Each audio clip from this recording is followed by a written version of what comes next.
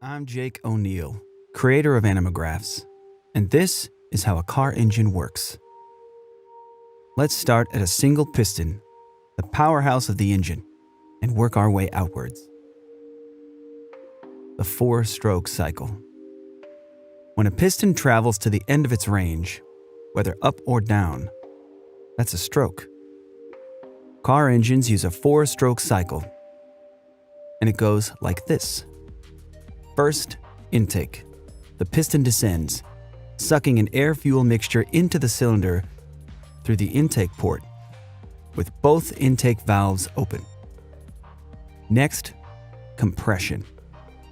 With all valves closed, the piston comes back up, compressing the fuel and air mixture for more powerful combustion. Then, the power stroke.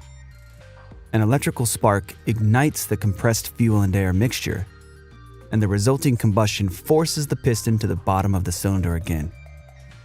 A connecting rod transfers this power to the crankshaft. Finally, exhaust.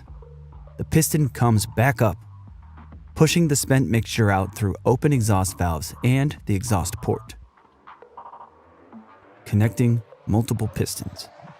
For smooth power delivery, pistons take turns firing. The firing order for this engine is 1, 3, 4, 2. Camshafts with specially shaped cams push spring-loaded valves open in turn. Cam gears and a timing belt or chain links everything to the crankshaft, and it all spins together. The crankshaft translates piston power out of the engine. It has counterweights to balance against the pistons for perfectly smooth revolutions. This is what RPM means. We're counting the number of full crankshaft revolutions per minute. The engine block holds the crankshaft and cylinders, and the cylinder head holds valves, ports, cams, etc. A geared flywheel sits at one side of the crankshaft for connection to a transmission. It's also where the starter connects to the system.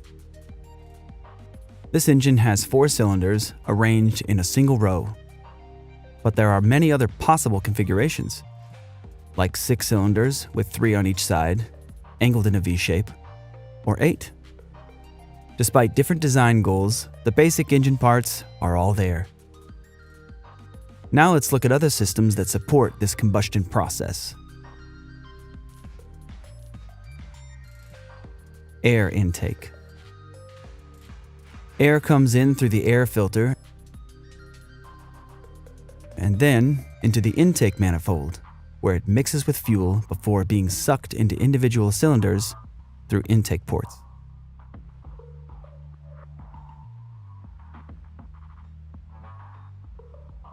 Fuel. The fuel pump carries gas from the tank through a fuel filter to the engine, where fuel injectors emit a precisely timed spray of gas into the intake port.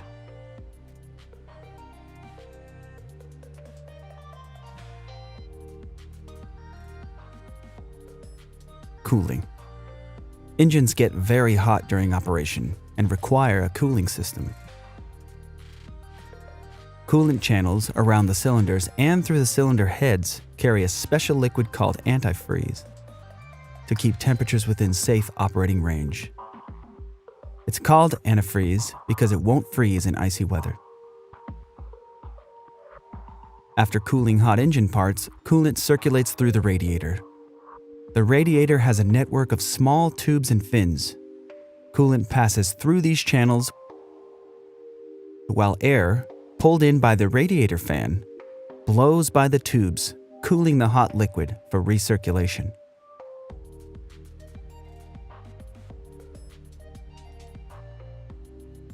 A water pump keeps the coolant system flowing and properly pressurized.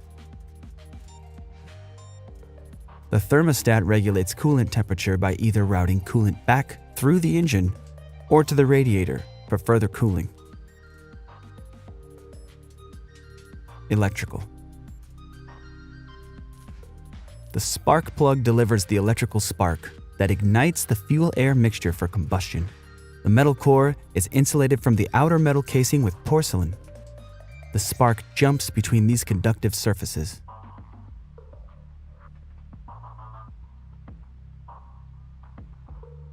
The coil pack delivers electrical current to the spark plugs as directed by the ECM, or Engine Control Module.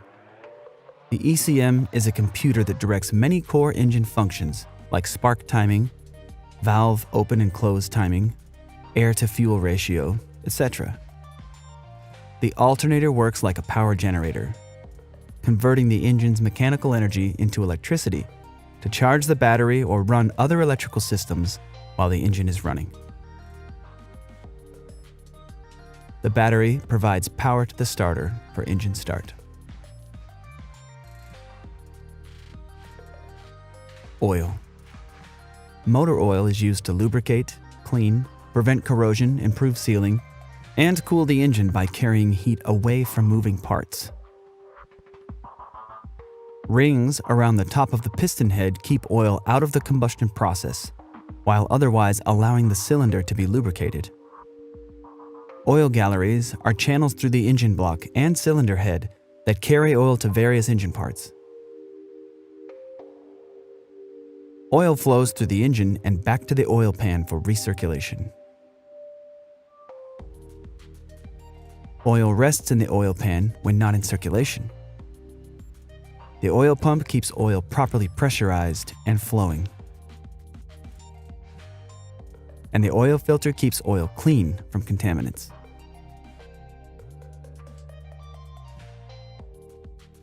Exhaust.